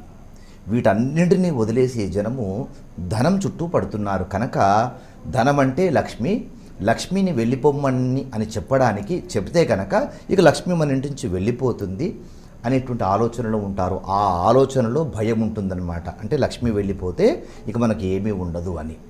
ఆ కోణంలో ఇక దీన్ని ఉద్యాపన చేయడానికి భయపడుతూ ఉంటారు. అలా కాకుండా ఈ వరలక్ష్మి వ్రతానికి ఉద్యాపన అంటే స్వస్తి పలకడము, ముగించడము లాంటిది ఏది ఉండదు. దీర్ఘకాలికంగా ఒక ఇంట్లో ఎంతమంది ముత్తైదువులు ఉంటే అంతమంది కలిసి ఈ వ్రతాన్ని ఆచరించుకోవచ్చు.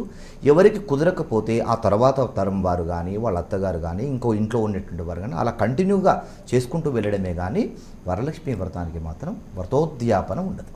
ఓకే కామా, ఇక వరలక్ష్మి వ్రతంలో ఈ శనగలు బాగా వాయినాలు ఇస్తూ ఉంటారు. శనగల ప్రాధాన్యత ఏంటంటారు? అలాగే పుష్పయాగం కూడా చేస్తారు అని అన్నారు. సో దాని గురించి వివరిస్తారు. శనగలు ఇవ్వడంలో అంతరార్థము, శనగ పదార్థాన్ని ప్రతి పండుగల్లోనూ ప్రతి ముఖ్యమైన సమయాల్లోనూ శనగలకు సంబంధించిన పదార్థాన్ని అంటే పూర్ణాలు, భక్ష్యాలు అది వాడడంలోనూ అంతరార్థం ఏంటంటే శనగలకి అధిపతి గురువైనటువంటి వారు దేవతలకు గురువు. రెండవది ఏంటంటే శనగ ప్రసాదము, శనగల దానము వలన సకల పాపములు నశిస్తాయి. ఇది మనకి అన్ని వేదాల్లో అన్ని పురాణాల్లోనూ కూడా చెప్పబడింది. ఇది ప్రధానమైనది. ఇక రెండవది ఏమిటంటే ఈ వ్రత ఉద్యాపన, ఈ వ్రతం చేసిన తర్వాత ఉద్వాసన, ఈ రెండింటికి తేడాలో ఏంటంటే దీనికి ఉద్యాపన అనేది లేదు. ఎందుకంటే ఇది ఋతువును అనుసరించి, చాంద్రమానాన్ని అనుసరించి మనకి ఈ వర్ష ఋతువులో మనం చేసుకోగలిగే పూజ. ఎందుకు అంటే తొలి ఏకాదశి నుంచి గనక మనం లెక్క పెట్టుకుంటే ఒకసారి ఎప్పుడైతే శ్రావణ నక్షత్రంతో పౌర్ణమి మనకి శ్రావణ మాసం అంతా మొదలైందో తర్వాత వచ్చేటప్పటికి మళ్ళీ మన భాద్రపద భాషల్లోనూ గణపతి చతుర్థి వచ్చేటప్పటికి హస్తా నక్షత్రం, మళ్ళీ అక్కడి నుంచి మళ్ళీ మనం శరన్నవరాత్రులకు వచ్చేటప్పటికి శ్రవణ నక్షత్రం విజయదశమి, అక్కడి నుంచి అట్లతద్ది రోహిణీ నక్షత్రం, అక్కడి నుంచి హస్తా నక్షత్రం దీపావళి అమావాస్య. అంటే ఇవన్నీ కూడా అమ్మవారికి పరిపాలనా దక్షతకు ఉన్న చక్కటి నక్షత్ర సమయం, చంద్రకళలని మనం ఆరాధిస్తున్నాం. చాంద్రమానాన్ని అనుసరించి చేసే పూజ ఇది. స్త్రీలకు చాలా ప్రత్యేకమైనది, సౌభాగ్యవంతమైనది. అంచేత దీనికి వ్రత ఉద్యాపన అనేది లేదు. మనకి కలియుగ మానవులకి మనకి వేదవ్యాసుల వారు అందించిన అనేక పూజలలో, వ్రతాల్లో, నోముల్లో మనకి సూత పౌరాణికుడు భవిష్యోత్తర పురాణంలోనూ అలాగే నైమిసారణ్యంలో చెప్పిన సూత మహాముని అనేక మంది శిష్యులకి నారద సంవాదంలోనూ శంకర పార్వతుల సంవాదంలోనూ అనేక వ్రతాలు, నోములు పుట్టినవన్నీ కూడా ఋతువును అనుసరించే, చాంద్రమానాన్ని అనుసరించే అన్నది ప్రతి స్త్రీలు గమనించుకోండి. మీ వాళ్ళు ఎవ్వరు చెయ్యకపోయినా కూడా అంత వ్రతాలుగా జనాన్ని పిలిచి భోజనాలు పెట్టకపోయినా ఆ రోజు పూజ మాత్రం మానకుండా చేసుకోండి. ఇది ప్రధానమైనది. మూడవది ఏంటంటే ఈ రోజున పుష్పయాగం చెయ్యొచ్చా? తప్పకుండా చెయ్యొచ్చండి. చంద్రుడిని ఆరాధించినట్టే చంద్ర కళలని మనం ఆరాధిస్తున్నాం ఈ దక్షిణాయనం అంతా కూడాను. ఒక్కొక్క నక్షత్రం మనం ఇప్పుడు చెప్పుకున్నాం. మరి చంద్రుడిని ఆరాధించినప్పుడు అమ్మవారు చంద్ర సహోదరి శ్రీ మహాలక్ష్మి, ఆవిడికి ఇష్టమైనది, అయ్యవారికి ఇష్టమైనది పుష్పం, పత్రం. వాళ్ళు అలంకార ప్రియులు, మహాలక్ష్మి విష్ణువు కూడా. అందుచేత ఎప్పుడు ఆ రోజున సాయంత్రం చేసుకున్నా ఉదయం చేసుకున్నా కూడా ముందు కలశం పెట్టుకుని అమ్మవారి పూజ కథ ముగించుకుని తర్వాత మనం పుష్పయాగం చేసుకోవచ్చు. అనేక రకాల పుష్పాలతోటి, మాచీపత్రం, మరువకపత్రం, ఇవన్నింటి పత్రాలతోటి కూడా, తులసి పత్రాలతోటి, మారేడు బిల్వపత్రం మర్చిపోకండి అందరూ కూడా, బిల్వపత్రాలతోటి చక్కగా అమ్మవారికి శ్రీ సూక్తం, పురుష సూక్తం సంపుటీకరణ చేసుకుంటూ, తర్వాత కనకధార చదువుకుంటూ, లక్ష్మీ సహస్రం చదువుకుంటూ, వీటన్నింటితోటి కూడా అమ్మవారికి పుష్పయాగం సమర్పించుకోవచ్చు. తప్పు ఎలాంటిది లేదు, ఎలాంటి దోషము లేదు. ఇప్పుడే కాదండి, మీరు ఏ మాసంలో చూసినా అమ్మవారికి అయ్యవారికి ఆ సంబంధిత పుష్పయాగాలు పత్రయాగాలు చేస్తూనే ఉంటారు. ఈ మాసంలో మరీ విశేషం, అమ్మవారికి ఈ రోజున చేయడం మరీ విశేషం అని చెప్పి పెద్దవాళ్ళందరూ చెప్పిన మాటే ఇది. అంచేత ఈ వాయన దానంలో తప్పనిసరిగా ఏ శుభకార్యం జరిగినా కూడా మనం శనగలు ఎందుకు ఇస్తామండి? సకల పాపహరణ. శనగధాన్యానికి అంత ప్రాశస్యం ఉంది. పూర్ణాహుతి ఇవాళ మా ఇంట్లో పూర్ణాలు చేసుకోవాలి అంటే ఆ శనగ ప్రసాద నివేదన దేవతలందరూ కూడా స్వీకరిస్తారు. కాబట్టి ఈ రెండింటిని కూడా ఎవరు మర్చిపోకండి ఈరోజు పూజలోను. ఓకే. ఇక గురుగారు, ఇక వరలక్ష్మి వ్రతంలో ఏనుగోమ్మలు పెట్టాలి అని అంటారు, అటుగా ఇటుగా. సో ఖచ్చితంగా పెట్టాలంటారు? ఖచ్చితంగా ఏనుగులు పెట్టాలి అనే నియమం ఎక్కడుందమ్మా? ఏం లేదు. కాకపోతే ఏంటంటే లక్ష్మీదేవి ఆరాధనలో లక్ష్మికి సంబంధంగా ఉండేటువంటి సంకేతములను, చిహ్నములను వాటన్నిటిని కూడా వినియోగించుకుంటూ లక్ష్మీ ఆరాధన చేస్తూ ఉంటారు. ఇప్పుడు లక్ష్మి ఎక్కడెక్కడ నివాసిస్తుందో అలాంటి వాటినన్నింటినీ కూడా సేకరించుకొని పూజించడము, లక్ష్మీదేవితో అనుబంధంగా ఏవేవైతే ఉంటాయో వాటిని పెట్టుకోవడము. అందులో లక్ష్మీదేవికి రెండు పక్కల రెండు ఏనుగులు ఉంటాయి కనుక, అష్టలక్ష్మి స్వరూపాలలో కొన్ని ఏనుగులు ఉంటాయి కనుక గజలక్ష్మి అనేటువంటి నామంతో కూడా అమ్మవారు చెప్పబడుతుంది కనుక అలా ఏనుగులతో కూడి ఉన్నటువంటి లక్ష్మీ రూపంను పెట్టుకునేటువంటి ఆలోచన ఉంటే తప్పేమీ లేదు. ఏనుగులు కూడా ఐశ్వర్యానికి చిహ్నము అని కూడా చెప్తుంటారు కనుక పెట్టుకోవచ్చు. పెట్టుకోవాలి అనేటువంటిది రూల్ కాదు ఇంత మాత్రం కూడా. ఓకే. లత గారు, ముఖ్యమైన ఘట్టం వాయినాలు ఇచ్చేది. అసలు వాయినాలు ఎలా ఇవ్వాలి, ఏమి ఇవ్వాలి, ఆ పద్ధతి ఏమిటి? వాయినాలు ఇచ్చేటప్పుడు చాలామందికి వచ్చే అనుమానాలు చాలా ఉన్నాయండి. కానీ మనకి వ్రతకల్పంలో చెప్పిన ఒక వాయన పద్ధతిని మాత్రం అందరూ విస్మరించారనే చెప్పాలి.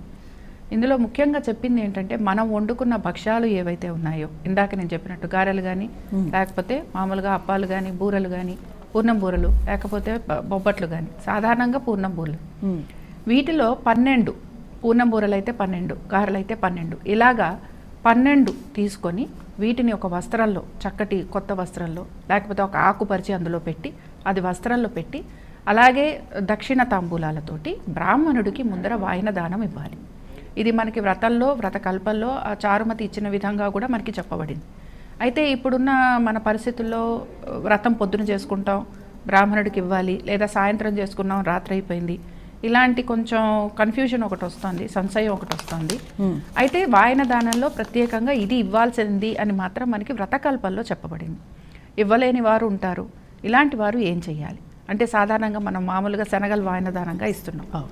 ఇందాక శనగల వాయనం ఎందుకు ఇవ్వాలి అనేది చెప్పుకున్నాం కనుక, దీంతో పాటు శనగలతో పాటు మన ఇంటికి ఎవరైతే సువాసినులు వస్తారో వారిని మనం అమ్మవారిగా భావిస్తూ ఉంటాం కనుక, మనం వండుకున్న పదార్థాలలో వారికి కూడా పెట్టడం అనేది జరుగుతుంది.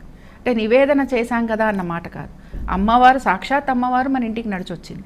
అందుకని అమ్మవారికి పసుపు కుంకుమ ఇవ్వటం అనేది ఏంటంటే, అంటే పూజ చేసేటప్పుడు మన దృష్టి ఎక్కడైనా తప్పిందేమో, మన ధ్యాస లేదేమో, లేకపోతే మనం కోరుకున్న కోరికలు ఒక్కొక్కసారి చిట్టా పెద్దగా ఉంటుంది, చేసే పూజ తక్కువగా ఉంటుంది.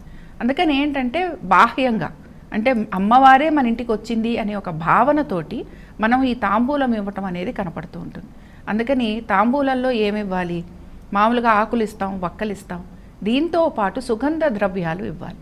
యాలకులు, తర్వాత కుంకుమ పువ్వు, తర్వాత కొంతవరకు జాజికాయ, అలాగే పచ్చకర్పూరం, ఇవి కూడా పెట్టి శనగలు, వీటితో పాటు మనం చేసుకున్న భక్ష్యాలు ఏమైనా వారికి ఇవ్వటం.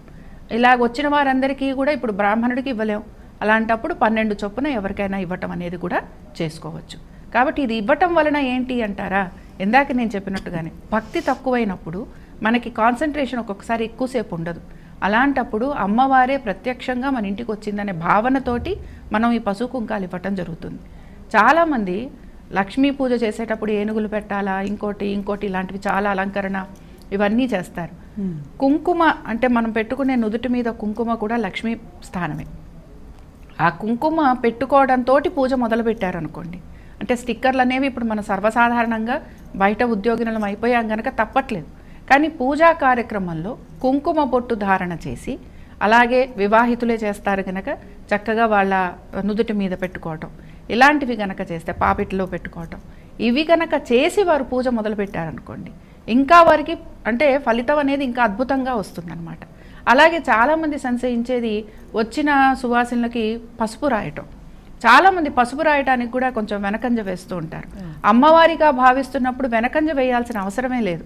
అమ్మవారిగా భావిస్తూ కూర్చోబెట్టినప్పుడు మనం సినిమాల్లో చూపిస్తూ ఉంటారు, అలా నడుచుకుంటూ వస్తుంటే అమ్మవారు వచ్చినట్టుగా చూపిస్తారు. ఆ భావన మనలో కలగాలి. కలిగి అమ్మవారికి పసుపు రాయటము, గంధం పెట్టడం, బొట్టు పెట్టడం, అలాగే సుగంధ ద్రవ్యాలతో కూడిన ఈ తాంబూలం ఇవ్వటం, ఇలా మనం చేసామనుకోండి, ఎక్కడైనా అక్కడ మన వ్రతంలో ఎక్కడైనా కొంచెం మనం కాన్సన్ట్రేషన్ దెబ్బతింటే, మన దృష్టి కనుక కొంచెం మరలితే అది మనం ఇక్కడ పరిపూర్ణంగా చేసిన వాళ్ళం అవుతాం. ఇది గుర్తుపెట్టుకొని కనుక తాంబూలం ఇచ్చామంటే అద్భుతమైన ఫలితాలు మనకు వస్తాయి. ఓకే. ఇక గురుగారు, ఇక వరలక్ష్మి వ్రతాన్ని రేపు శుక్రవారం చేసుకుంటాం, మరి ఉద్వాసన శనివారం ఎలా చేయాలంటారు? ఇందాకే అనుకున్నాగా, ఉద్వాసన అంటూ దీని వరలక్ష్మి వ్రతంలో కానీ లక్ష్మీ ఆరాధనలో కానీ చెప్పరు అని చెప్పకపోవడానికి కారణం ఏంటంటే భయము. లక్ష్మి మా ఇంటి నుంచి వెళ్ళిపోతుంది అనేటువంటి భయము. అంటే కలశాన్ని కదిలించడం అంటూ ఉంటారు. అదే ఏ సాంప్రదాయంలో అయినా కానీ మనము ఆవాహన అంటే పిలవడం, ఆవాహన చేయబడ్డటువంటి ఏ దేవతనైనా కానీ తిరిగి పంపించడం, దాన్ని ఉద్వాసన అంటాం, వెళ్ళిపొమ్మరడం. ఒక లక్ష్మీ ఆరాధనలోకి వచ్చేసరికి సాంప్రదాయంలో ఉద్వాసన చెప్పరు. ఎందుకు చెప్పరు అంటే వెళ్ళిపోమని చెప్పడానికి భయపడతారనమాట. చెప్పడం ఎంత మాత్రం తప్పు కాదు, ప్లీజ్ అండర్లైన్ దిస్. ఉద్వాసన చెప్పడం, చాలామంది పండితులు ఉద్వాసన చెప్పకూడదు అని చాలామంది చెప్తూ ఉంటారు. ఇది కేవలం ఒక భ్రమ మాత్రమే. అంటే లక్ష్మి మా ఇంట్లో నుంచి వెళ్ళిపోతుంది అనేటువంటి భయం. ఒక గణపతి పూజ చేస్తారు, ఉద్వాసన చేస్తారు, గణపతి ఇచ్చేటువంటి ఐశ్వర్యం ఏది అవసరం లేదనమాట. ఒక సూర్యారాధన చేస్తారు, ఉద్వాసన చేస్తారు, సూర్యుడు ఇచ్చేటువంటి ఆరోగ్యం అవసరం లేదనమాట. ఒక శివుణ్ణి ఆరాధన చేస్తారు, ఉద్వాసన చేస్తారు, శక్తి అవసరం లేదనమాట. లక్ష్మీదేవిని ఆరాధన చేస్తారు, ఉద్వాసన చేస్తే డబ్బు వెళ్ళిపోతుంది అనేటువంటి ఒక భ్రాంతి. సాంప్రదాయంలో అలా అలవాటు చేశారు. కానీ లక్ష్మి ఎప్పుడూ మన ఇంట్లోనే ఉంటుంది. ఉద్వాసన చేయడం ఎంత మాత్రం తప్పు కాదు. ఉద్వాసన తప్పు కాదు అంటే కోపానికి వస్తారు జనాలు, కనుక అది వారి వ్యక్తిగతమైనటువంటి విషయమే. కానీ చేయడం ఎంత మాత్రం తప్పు కాదు. శనివారం చేయాలి అనుకునడం మాత్రం ఏం పొరపాటు లేదు.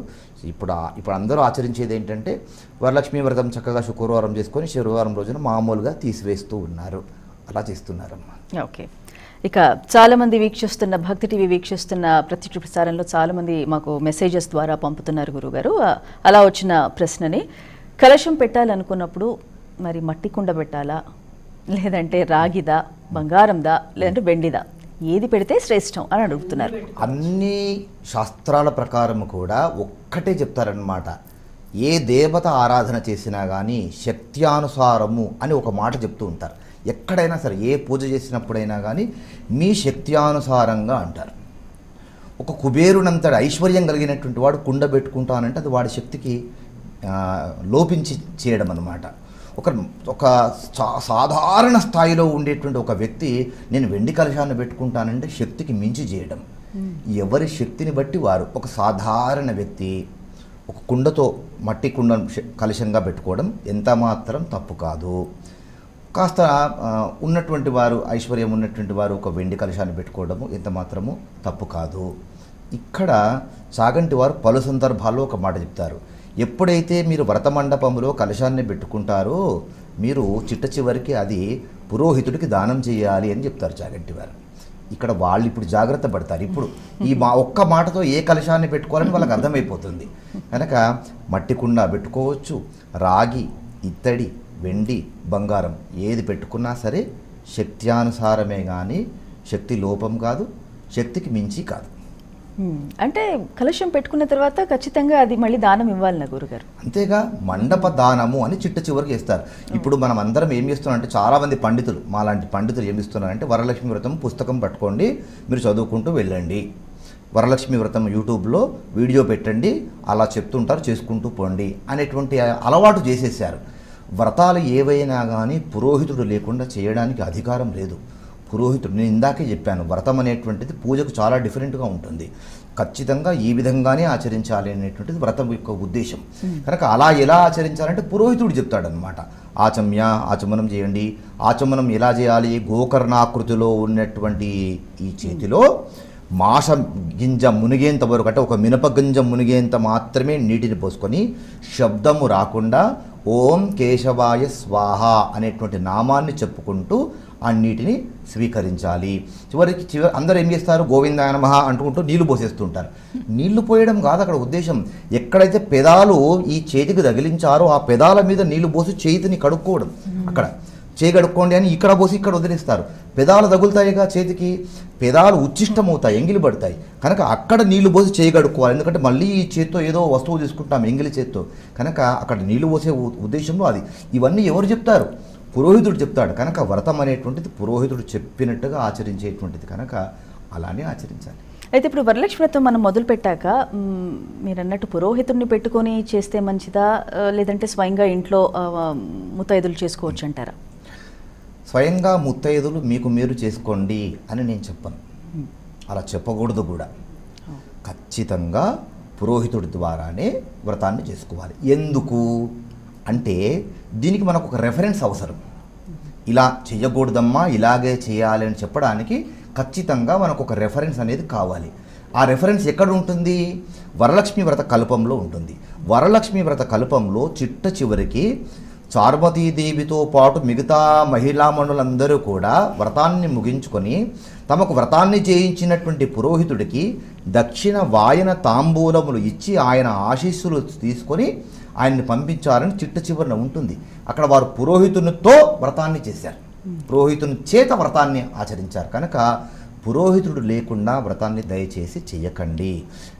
కొన్ని సందర్భాల్లో ఏమవుతుందంటే ఎక్కడన్నా బయట విదేశాల్లో ఉండేటువంటి వాళ్ళకు పురోహితుడు దొరకరు, అక్కడ వెసులుబాటు ఉంది. కనుక అలాంటి సందర్భం ఎప్పుడైతే పురోహితుడు లభ్యం కాలేదో అలాంటి పరిస్థితుల్లో మీకు కాస్త నాలెడ్జ్ ఉండి మీరు చేసుకోగలదు కనుక చేసుకోండి. ఏమైనా సందేహాలు ఉంటే కనుక మన భక్తి టీవీ లాంటి వాటిల్లో నివృత్తి చేసుకొని చక్కగా ఆచరించండి. ఈ పాయింట్ పెట్టుకొని ఓహో పురోహితుడు లభ్యం కాని సమయంలో మనం ఆచరించుకోవచ్చు. కనుక ఇక మాకు పురోహితుడు లభ్యం కాలేదు, ఇక ప్రయత్నం చేయరు, మాకు పురోహితుడు లభ్యం కాలేదు, అంతే మేము చేసుకోవచ్చు అనేటువంటి కోణంలోకి వెళ్ళిపోతారు. యూట్యూబ్లో పెట్టుకొని చేసేసుకుంటున్నారు. ఒక్కోసారి ఏమవుతుందంటే నెట్ ప్రాబ్లం వచ్చి మధ్యలో అయిపోతుంది. ఒకసారి నేను ఇప్పుడు కాస్త 20 ఏళ్ల క్రితం నేను ఎక్కడో ఆలయంలో అర్చకునిగా ఉన్నప్పుడు ఒక ఆవిడ వచ్చింది. ఏమండి మీరు మా ఇంటికి వచ్చి 3వ కథ నుంచి వ్రతాన్ని చెప్పాలి అన్నారు, సత్యనారాయణ స్వామి వ్రతం. ఎందుకమ్మా 3వ కథ నుంచి అని అడిగాను నేను. ఏమంటే 2వ కథ దగ్గర క్యాసెట్ అందులో రీల్లో చుట్టుకుపోయింది అండి అని. ఇలాంటి పరిస్థితులు ఏర్పడతాయి. కనుక ఇలాంటి వాటి మీద ఆధారపడకుండా పురోహితుని చేతనే ఈ వ్రతాన్ని ఆచరింపజేయించుకోవాలి. ఇంకొక విషయం చెప్తాను మేడం, ఏంటంటే శుక్రవారం రోజున వరలక్ష్మి వ్రతాన్ని చేస్తారు. ఇప్పుడు ఏం చేస్తారు చాలామంది, శుక్రవారం రోజు దక్షిణ మేము డబ్బులు బయటికి పంపించకూడదండి, లక్ష్మి వెళ్ళిపోతుంది, కనుక మీరు ఇంకొకసారి రండి అంటారు. ఏదో ఆయన ఇంటి పక్కన ఉండి వీళ్ళ ఇంటి మీదనే ఉంటున్నట్టుగా. చాలా తప్పు. పురోహితుడికి చారుమతీదేవి ఇచ్చింది, చారుమతి చెప్పినట్టుగా మీరు చేస్తున్నారు. ఇంకా చారుమతీదేవికి వ్యతిరేకంగా మీరు చేయడం ఏంటి? పురోహితుడికి దక్షిణ తాంబూలములు ఇవ్వకుండా పంపించారా? ఇంత చేసుకున్నటువంటి వ్రతము గంగలో పోసినట్టే. కనుక తప్పకుండా వెంటనే అది శుక్రవారము అనేటువంటిది ఏమీ లేదు. పురోహితుడికి దక్షిణ ఇవ్వాలి, ఆయన ఆశీస్సులు స్వీకరించాలి, ఆ తర్వాత మిగతా మహిళా మండలందరికీ చక్కగా వాయన తాంబూలములు ఇచ్చుకోవాలి. ఓకే కలత గారు, వ్రతం చేసేటప్పుడు కూడా 9 అనేది ప్రాధాన్యత ఎక్కువగా ఉంది. 9 పూలు, 9 ఫలాలు, 9 వక్కలు అంటూ, అంటే ఏమిటంటారు అది? మనము లక్ష్మీదేవిని ఆరాధిస్తున్నప్పుడు ఇందాక వీరు చెప్పినట్టుగా మనకు అన్నీ ఐశ్వర్యమే, అంటే శక్తి రూపిడిగాను భావిస్తాం. అలాగే అన్ని విషయాలలోనూ కూడా అమ్మవారిని అష్టశక్తులుగాను అష్టలక్ష్ములుగాను భావిస్తాం. అయితే అమ్మవారి విషయంలో వచ్చేటప్పటికి నవనిధులు అని అంటాం. నవనిధులు కూడా అమ్మవారి అధీనంలోనే ఉన్నాయి. అంటే మనకి అన్నీ కావాలి. అమ్మవారి పూజ చేసినంతసేపు కూడా అసలు మన సంకల్పంలో కూడా అమ్మవారితోటి ఆ వరము అంటేనే అమ్మవారి దగ్గరగా ఉంటూ అమ్మవారిని ఉపాసిస్తూ లేకపోతే అమ్మవారిని కొలుస్తూ మనం ఆ పూజ చేసుకుంటున్నాము, వ్రతం చేసుకుంటున్నాము అని అర్థం. అలాంటప్పుడు ఈ 9 గ్రంథులు లేకపోతే ఈ 9 చేయటంలో ఏంటంటే ఎటువంటి ఐశ్వర్యానికి సంబంధించినవి ఉన్నా అవన్నీ కూడా మాకు ప్రాప్తించాలి. అలాగే ఇందాకే నేను చెప్పాను కదా, ఇక్కడ మనం ఏవైతే 9 రకాల ప్రసాదాలు అని అంటున్నామో ఈ 9 రకాల ప్రసాదాలు కూడా మనం తీసుకోవటం వలన మన శరీరము పుష్టిని పొందుతుంది, ఆరోగ్యం పొందుతుంది. అలాగే నవగ్రంథులు మన శరీరంలో కూడా. అందుకని మన విషయంలో ఏంటంటే ఏదో ఒక దీని నుంచి ప్రాణం పోతుంది అని అంటారు. అందుకని ఆ ప్రాణం పోయే సమయంలో ఎటువంటి ఇబ్బంది పడకుండా ఉండటం కోసం ఇవన్నీ కూడా ఒక ఆలోచనతోటి అలాగే భక్తి భావంతో మనం ఈ గ్రంథులు కట్టుకోవడం అంటే ఈ తోరణాలు కట్టుకోవడం అనేది జరుగుతూ ఉంటుంది. అలాగే ఒక్కొక్క గ్రంథికి కూడా ఒక్కొక్కటి ఒక దీనికి చేయంగానే ఒక ఫలితం అని చెప్పి కూడా మనకి పూజించాము అని చెప్పి చెప్తూ ఉంటాం. కాబట్టి అక్కడ వాళ్ళు ప్రదక్షిణలు చేసినప్పుడు కూడా మనకి కనిపించేది ఏంటంటే ఒక్కొక్క ప్రదక్షిణకి అమ్మవారి అనుగ్రహంతో వారికి అన్నీ పరిపూర్ణంగా లభించాయి అని. అందుకని ఈ తోరణాలు కట్టుకోవటంలో ముఖ్యమైనది ఏంటి అని అంటే అమ్మవారు ఐశ్వర్యానికి అధిదేవత, అలాగే అమ్మవారు నవనిధులకి అధిదేవత, అలాగే మన శరీరము పుష్టిగా ఉండటం కోసం కూడా అమ్మవారి యొక్క ప్రసాదాన్ని స్వీకరించడం వలన కూడా మనకి ఆ పుష్టి వస్తుంది, ఆరోగ్యం వస్తుంది. అలాగే మన ప్రాణం పోయే సమయంలో కూడా ఈ నవరంధ్రాలు ఏవైతే ఉన్నాయో వీటి ద్వారా మన ప్రాణం ఏదో ఒక రంధ్రం నుంచి పోతుంది గనక ఆ సమయంలో కూడా అమ్మవారి అనుగ్రహం మన మీద ఉంటే మనం ఎటువంటి కష్టము పడకుండా వెళ్ళటం అనేది కనపడుతుంది. అందుకని దీనికి అంత ప్రాధాన్యత ఇవ్వటం అనేది కూడా మనం గమనించవచ్చు. చాలా చక్కగా ఈనాటి రావమ్మ వరలక్ష్మి ప్రత్యక్ష ప్రసారంలో ప్రత్యేక కార్యక్రమంలో మరి వరలక్ష్మి వ్రతం యొక్క విశిష్టత అలాగే వ్రత విధానము ఎంతో మందికి కలిగే ప్రశ్నలు కూడా అన్ని కూడా మనం కవర్ చేసేసుకున్నాము. చాలా అద్భుతంగా వివరించారు, మీకు ధన్యవాదాలండి. చివర ఒక్క మాట చెప్తానమ్మా.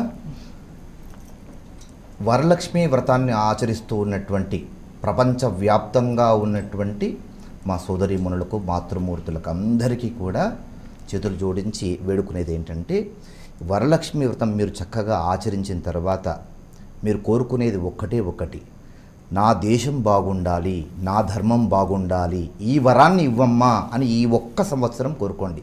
మిగతా సంవత్సరాలంతా కూడా మీరు ఏవేవో వరాలు కోరుకుంటారు, అది మీ వ్యక్తిగతం. ఈ ఒక్క సంవత్సరం మాత్రము నా దేశాన్ని నా ధర్మాన్ని కాపాడతాలి అని కోరుకోండి. జై హింద్. బాగా వివరించారు గురుగారు, మీ ముగ్గురికి కూడా ధన్యవాదాలు. నమస్తేస్తు మహామాయే శ్రీపీఠేశ్వర పూజితే శంఖచక్ర గదాహస్తే మహాలక్ష్మి నమోస్తుతే. రేపు వరలక్ష్మి వ్రతం సందర్భంగా మరి ఈరోజు రావమ్మ వరలక్ష్మి ప్రత్యక్ష ప్రసారాన్ని మరి భక్తి టీవీ ద్వారా మీ అందరూ కూడా వీక్షించారు. అలాగే ఆ లక్ష్మి ఆశీస్సులు అలాగే కరుణ మనందరిపై కూడా అపారంగా కురవాలని మనస్ఫూర్తిగా కోరుకుంటూ రేపు వరలక్ష్మి వ్రతం సందర్భంగా ప్రత్యక్ష క్షేత్రాల నుంచి కూడా మరి వరలక్ష్మి వ్రతం యొక్క విశిష్టతను ఆ వ్రతం యొక్క కథను మనందరికీ కూడా భక్తి టీవీ ద్వారా లైవ్లో మీ అందరూ కూడా